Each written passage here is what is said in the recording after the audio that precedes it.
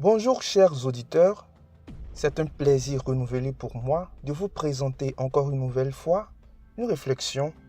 Avant tout propos, je vous inviterai à régler la qualité de vidéo sur la qualité optimale avec le bouton de paramètres de votre lecteur vidéo en ligne. La prédestination est un terme plus ou moins connu de diverses personnes et qui alimente jusqu'à aujourd'hui des débats houleux.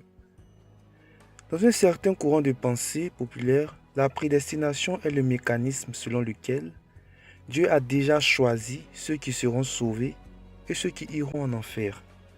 Pour certains, cette vision des choses libère de tout effort de foi ou de restrictions afférentes. On n'a pas besoin de faire d'efforts, il faut vivre sa vie, car de toute manière, si on doit être sauvé, cela arrivera, car Dieu a déjà fait le choix et on sera sauvé inévitablement. Et si on ne doit pas être sauvé, c'est ce qui arrivera pour les mêmes raisons. Pour d'autres, cette vision des choses ne doit pas nous conduire à faire ce qu'on veut. Il faut au contraire continuer à rechercher le salut et annoncer l'évangile afin de sauver ceux qui doivent l'être. Souvent même, le débat devient tabou car il menace nos croyances et nos efforts de piété. On préfère ne pas en parler. Je ne dirai pas laquelle de ces visions est la meilleure. Je ne suis d'ailleurs d'accord avec aucune des deux. Je pense par ailleurs que plusieurs d'entre nous n'ont pas de vision claire de ce que c'est que la prédestination. Et c'est le premier but de cette vidéo, dévoiler au moins dans une forme résumée ce dont il s'agit. En effet, la prédestination est une doctrine théologique qui s'est développée en plusieurs courants dont la bibliographie catholique renferme un grand nombre de références et exposés qui permettent de comprendre les contextes et enjeux de ce terme. On parlera des courants de Augustin, de Pélage, de Jean Calvin, de Jansénus, etc. Pour nous qui n'avons pas encore eu accès à ces écrits, nous verrons dans cette vidéo d'abord l'origine du concept, les grands courants de pensée qui se dégagent et leurs implications, la proposition ensuite de prédicateurs itinérants sur la compréhension de la prédestination à la lumière de l'appel et de l'élection.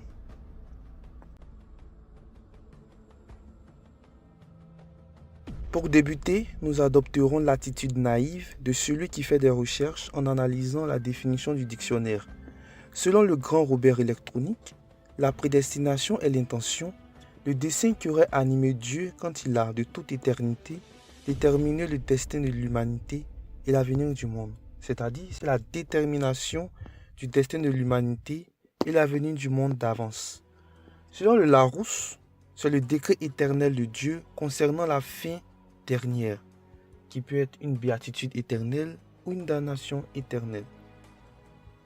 C'est-à-dire, c'est une décision ratifiée de Dieu quant à la destination finale de l'homme éternel, qui est soit le paradis, soit l'enfer. Ces définitions disent que Dieu a déterminé d'avance des choses concernant la destination finale de l'homme et du monde. La question qui ressort et qui alimente les débats est: qu'est-ce que Dieu a déterminé d'avance? Certains affirment que le salut ou la condamnation pour l'enfer font partie des choses déterminées d'avance et que la volonté de l'homme, donc le libre arbitre, n'y est pour rien. D'autres réfutent la détermination d'avance et défendent le libre arbitre en disant que le salut de l'homme dépend de ses œuvres uniquement et il est seul responsable de son accès au paradis ou de sa condamnation à l'enfer. Je rappelle que ces deux positions radicales ou extrémistes ne sont pas les bonnes selon moi. Je pense que la meilleure vision, c'est une conciliation des deux. Et je l'exposerai dans la suite de la vidéo.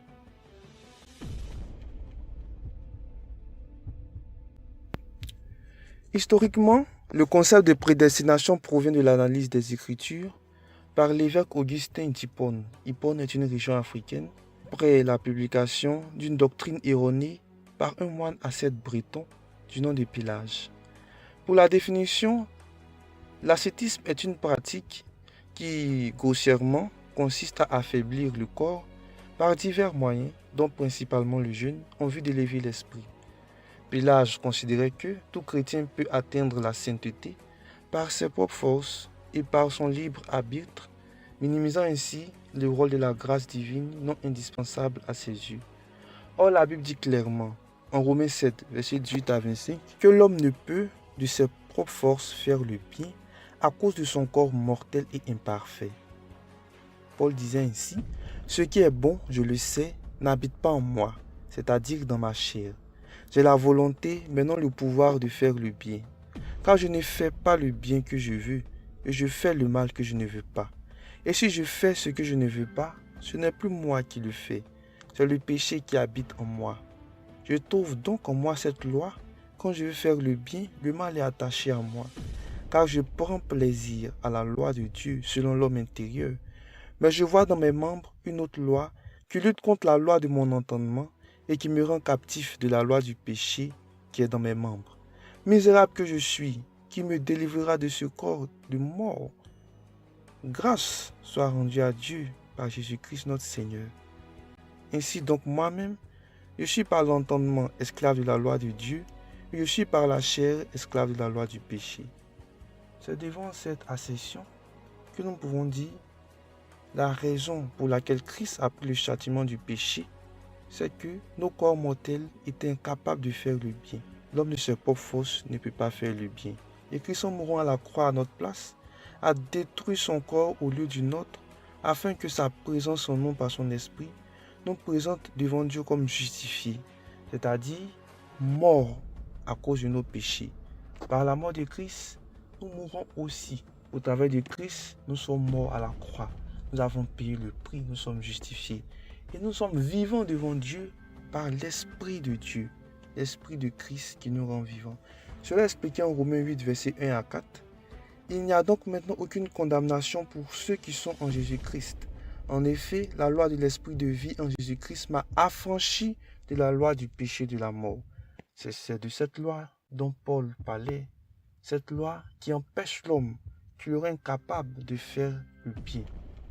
Cette loi qui empêche l'homme de faire le bien par sa propre force, par sa propre volonté, par son libre arbitre. Je continue, il est écrit, en effet, la loi de l'Esprit de vie en Jésus-Christ m'a affranchi de la loi du péché et de la mort. Car chose impossible à la loi, parce que la chair la rendait sans force. Dieu a condamné le péché dans la chair en envoyant à cause du péché son propre Fils dans une chair semblable à celle du péché, et cela afin que la justice de la loi fût accomplie en nous qui marchons non selon la chair, mais selon l'Esprit. Ce verset explique bien comment ceux qui croient en Jésus sont justifiés car ils sont morts. Ils sont morts à la croix avec Christ. Ils ont déjà payé le prix pour leurs péchés et ils sont vivants par l'Esprit que Christ, l'Esprit de vie que Christ envoie dans leur vie. Finalement, cette justification n'est possible que par la foi. Elle ne dépend pas des œuvres. C'est pourquoi Paul dira aux Éphésiens, en Éphésiens 2, versets 8 à 9, « Car c'est par la grâce que vous êtes sauvés, par le moyen de la foi. Et cela ne vient pas de vous, c'est le don de Dieu. Ce n'est point par les œuvres, afin que personne ne se glorifie. » De ce qui précède, Pélage est bel et bien un hérétique, et il a été jugé comme tel par l'Église en 418. Cela permet d'ouvrir une parenthèse sur le spectre de l'ascétisme qui plane souvent sur nos églises par la confusion dans la compréhension de la pratique du jeûne. Détrompons-nous, le jeûne ne nous rend pas plus saints devant Dieu. Il ne nous libère pas non plus du péché, car il est surtout une preuve de volonté de se sanctifier. Sanctifier ici, c'est dans le sens premier qui veut dire se mettre à part. Lorsqu'on jeûne, on se met à part. Se mettre à part, entre autres, afin que Dieu nous accorde son intimité ou pour témoigner à Dieu de l'importance d'une requête qu'on lui adresse. Plusieurs exemples dans la Bible, tels que le jeûne d'Esther ou des habitants de Ninive, montrent des personnes jeûnant pour une requête dans les cas de figure cités, une demande de délivrance ou de compassion. Toutefois, cette remarque ne balaie pas du revers de la main le concept de jeûne, car le concept de se mettre à part, donc se sanctifier, est important aux yeux de Dieu qui aime ceux qui recherchent à se rapprocher de lui. Mais Augustin d'Hippone est allé plus loin que la démonstration que je viens de faire pour parler de la grâce divine dans un caractère absolu en mettant l'accent sur un plan de salut déjà prévu depuis le commencement par Dieu qui sait tout d'avance. En effet, nous avons dit que l'homme, par sa propre volonté, ne peut pas parvenir à la sainteté ni au salut. Mais Augustin d'Hippone va plus loin. Il dit que même avant que l'homme ne pense à faire des efforts pour son salut, ce qui est impossible, Dieu avait déjà établi un plan de grâce qui ne dépend pas de la volonté de l'homme et encore moins des imperfections de la chair. Cette vision des choses met en avant la grâce divine et relègue le libre arbitre au second plan. Les versets bibliques afférents sont les suivants. Éphésiens 1, verset 3 à 12. Béni soit Dieu, le Père de notre Seigneur Jésus-Christ, qui nous a bénis de toutes sortes de bénédictions spirituelles dans le lieu céleste. Verset 4. En lui, Dieu nous a élus avant la fondation du monde pour que nous soyons saints et irrépréhensibles devant lui. Nous ayons prédestinés dans son amour à être ses enfants d'adoption par Jésus-Christ, selon le bon plaisir de sa volonté. Verset 11. En lui, nous sommes aussi devenus héritiers, ayant été prédestinés, suivant la résolution de celui qui opère toutes choses d'après le conseil de sa volonté. Verset 12. Afin que nous servions à la louange de sa gloire, nous qui d'avance avons espéré en Christ. En Romains 8, versets 27 à 30, il est écrit, verset 27, « Nous savons du reste que toute chose concourt au bien de ceux qui aiment Dieu, de ceux qui sont appelés selon son dessein. » Verset 29, « Car ceux qu'il a connus d'avance, il les a aussi prédestinés à être semblables à l'image de son Fils, afin que son Fils fût le premier-né entre plusieurs frères. » Verset 30, « Et ceux qu'il a prédestinés, il les a aussi appelés. Et ceux qu'il a appelés, il les a aussi justifiés. Et ceux qu'il a justifiés, il les a aussi glorifiés. » Ce concept de plan de salut prévu d'avance, sans le mérite de l'homme, est la prédestination.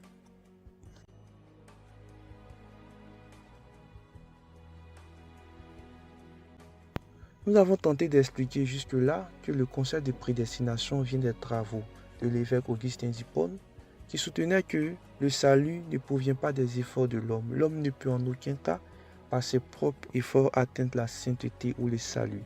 Mais le salut provient d'un plan établi d'avance par Dieu, qui ne tient pas compte des imperfections de la chair. Mais ces écrits vont être interprétés de manière radicale par le pasteur et réformiste Jean Calvin et l'évêque Cornelius Jensen, de sorte à établir que ceux qui iront à l'enfer sont aussi déterminés d'avance dans ce plan de Dieu. Jean Calvin, dans l'institution de la religion chrétienne, dit « Nous appelons prédestination le conseil éternel de Dieu par lequel il a déterminé ce qu'il voulait faire de chaque homme, car il ne les a créés, pas tous en pareille condition, mais ordonne les uns à la vie éternelle, les autres à la damnation éternelle. Ainsi, selon la fin pour laquelle l'homme est créé, nous disons qu'il est prédestiné à la mort ou à la vie. » Et selon www.lacroix.com, Jensen lui soutenait que la grâce de Dieu nécessaire au salut de l'âme humaine est accordée ou refusée par avance sans que les œuvres du croyant, tout entachées du péché originel, puissent changer le sort de son âme. Ce qui nous ramène au contexte d'un certain courant de pensée populaire qui se scinde en deux approches. Pour certains, cette vision des choses libère de tout effort de foi ou de restriction. On n'a pas besoin de faire d'efforts, il faut vivre sa vie. Car de toute manière, si l'on doit être sauvé, cela arrive. Car Dieu a déjà fait le choix et on sera sauvé inévitablement. Et si l'on ne doit pas être sauvé, c'est ce qui arrivera pour les mêmes raisons. Pour d'autres, cette vision des choses ne doit pas nous conduire à faire ce qu'on veut. Il faut au contraire continuer à rechercher le salut et annoncer l'évangile afin de sauver ceux qui doivent l'être. En dehors de cette dimension socio-religieuse, cette doctrine radicale a eu des implications sociales et économiques. Selon le site Christocrate, cette doctrine fut poussée à l'extrême par tout un courant de pensée qui, dans un élan mystique et politique probablement, ayant aussi inspiré la franc-maçonnerie, mélangea les concepts de providence et de prédestination pour en faire un dogme socio-économique. La providence et la prédestination deviennent alors utiles pour voir justifier les inégalités. La condition du riche ou du pauvre se comprendra désormais de la même manière que le salut ou la condamnation, c'est-à-dire le fameux décret divin. Autrement dit, la réussite sociale et professionnelle est interprétée comme le signe d'une approbation divine, alors que l'échec est perçu comme un anathème. Dans la même veine, on pourrait alors parler de prédestination sociale, dont le pasteur et économiste anglais Thomas Malthus fut une des figures emblématiques selon le disciple. Dans la suite de la vidéo, nous exposerons notre analyse du concept de prédestination à la lumière de la Bible et selon le concept de l'appel.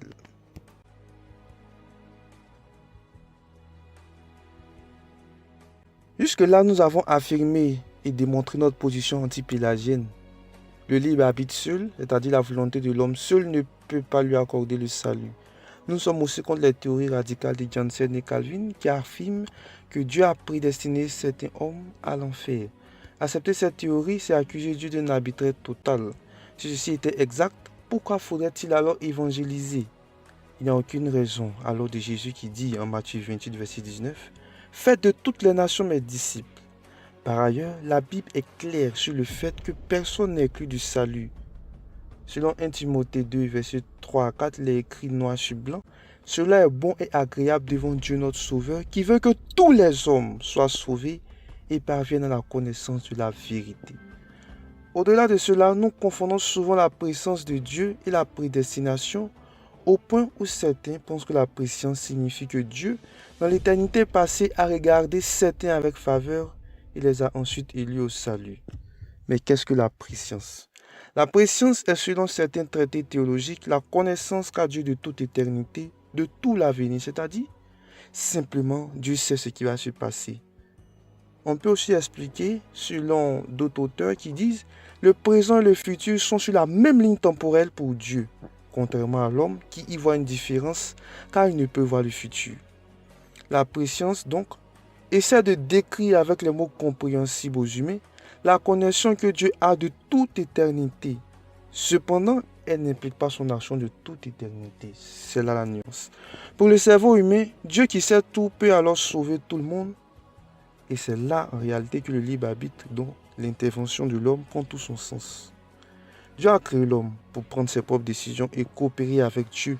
Il a laissé le choix à Adam de manger ou pas le fruit de l'arbre de la connaissance du bien et du mal. Si Dieu agissait en contradiction avec le libre arbitre, il se faisait menteur vis-à-vis du but de la création de l'homme. Alors, c'est le libre arbitre qui donne sens à la différence entre la préscience et la prédestination. Dieu sait tout d'avance, mais il ne fait pas tout d'avance, car il a laissé l'homme dans son libre arbitre faire ses choix. Ainsi, Dieu ne peut pas sauver tout le monde, mais Dieu veut sauver tout le monde. Comme je l'ai précédemment dit en me basant sur 1 Timothée 2, versets 3 à 4.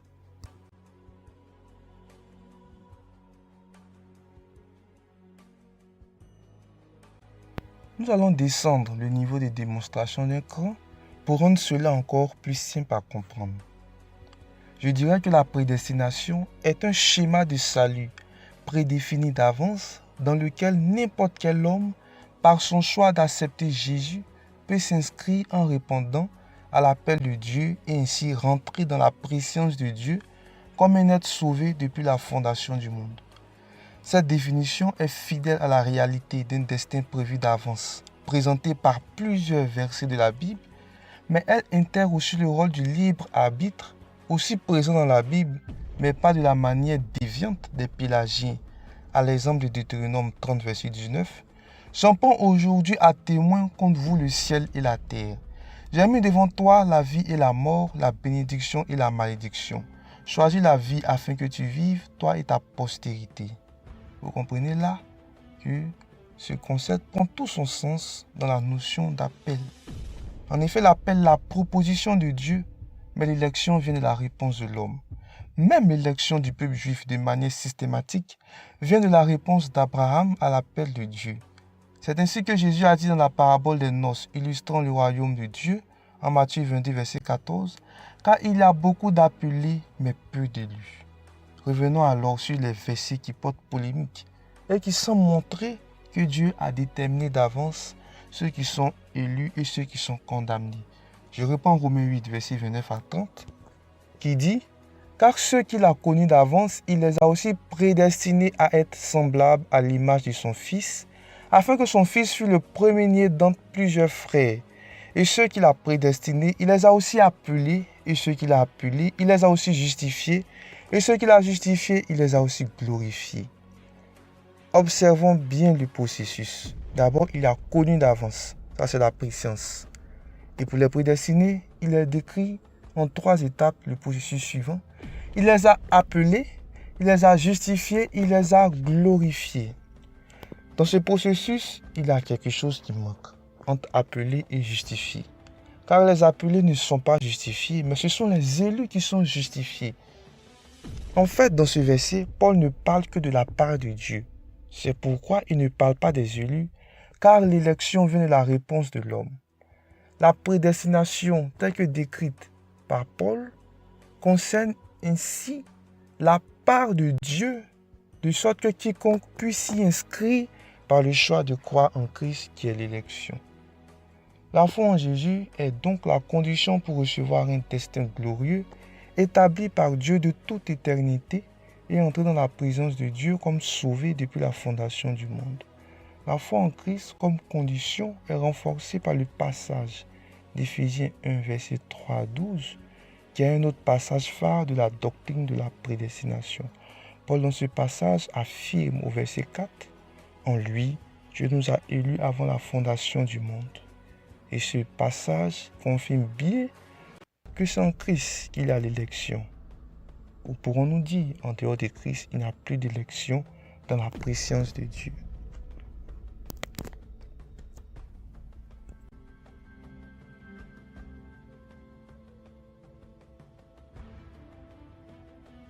Nous avons vu dans cette vidéo que, historiquement, le concept de prédestination provient de l'analyse des Écritures par l'évêque Augustin d'Hippone en réponse au moine ascète breton du nom de Pélage qui considérait que tout chrétien peut atteindre la sainteté par ses propres forces et par son libre arbitre, minimisant ainsi le rôle de la grâce divine non indispensable aux yeux de Pélage. Augustin d'Hippone soutenait que, avant même que l'homme ne pense à faire des efforts pour son salut, ce qui est impossible, Dieu avait déjà établi un plan de grâce qui ne dépend pas de la volonté de l'homme, et encore moins des imperfections de la chair, vision des choses qui met en avance la grâce divine et relègue le libre arbitre au second plan. Les écrits d'Augustin d'Hippone vont par la suite être interprétés de manière radicale par le pasteur et réformiste Jean Calvin et l'évêque Cornelius Johnson, de sorte à établir que ceux qui iront à l'enfer sont aussi déterminés d'avance. Cependant, la Bible est claire sur le fait que personne n'est exclu du salut d'avance, selon 1 Timothée 2, versets 3 à 4. Dieu veut que tous les hommes soient sauvés.